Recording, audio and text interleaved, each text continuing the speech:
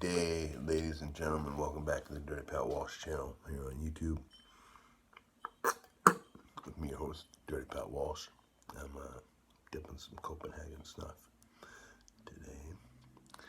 And my roommate, Kelsey, is working on something really, I got my phone backwards, fuck. Working on something really interesting. So we're gonna take a little trip and go talk to Kelsey about what she's doing. So what do you got going on here, Kelsey? So I've got a bass recorder. Let's try to get this whole thing.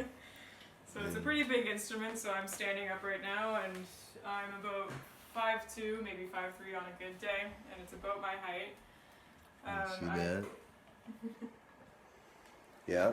Yeah, so I had somebody that I play in a band with come ask me if I could have a look at it. It's having a little bit of issues in terms of when you go kind of down a musical scale, it jumps up the octave. It usually means there's a leak somewhere, and that's his big issue that he wants to get fixed, hopefully. Okay. Yeah, I remember you describing that to me earlier. Yeah. So, okay, so explain the instrument a bit. Like, it's, okay, so when most people think recorder, they think of that horrible little flute they had to learn in grade school to learn simple melodies. I mean, don't get me wrong, the recorder has its place in music. But this is a recorder as well.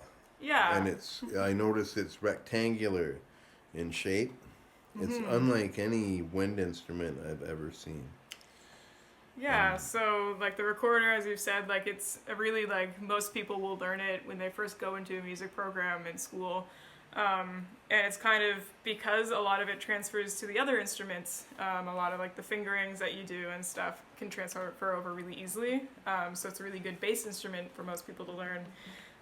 The one that most people will learn in schools are soprano. So they're kind of about like maybe a foot long, and they're really high pitched. This is a contrabass, so that explains why it's so much bigger, is because it has to play a lot lower.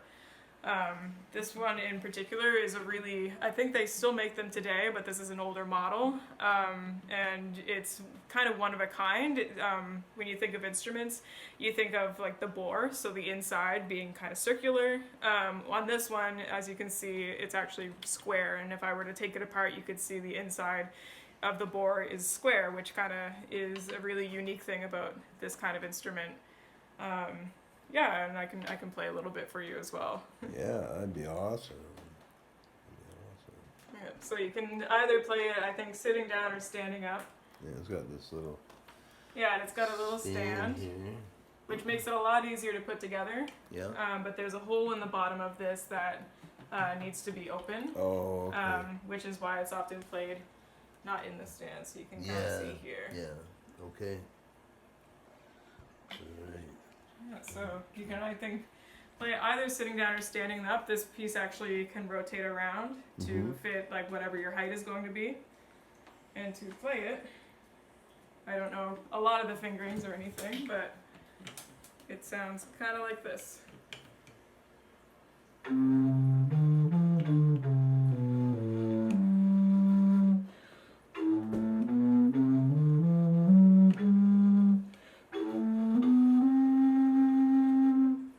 It takes a lot of breath because it's a really big instrument. Yeah, I bet. Yeah.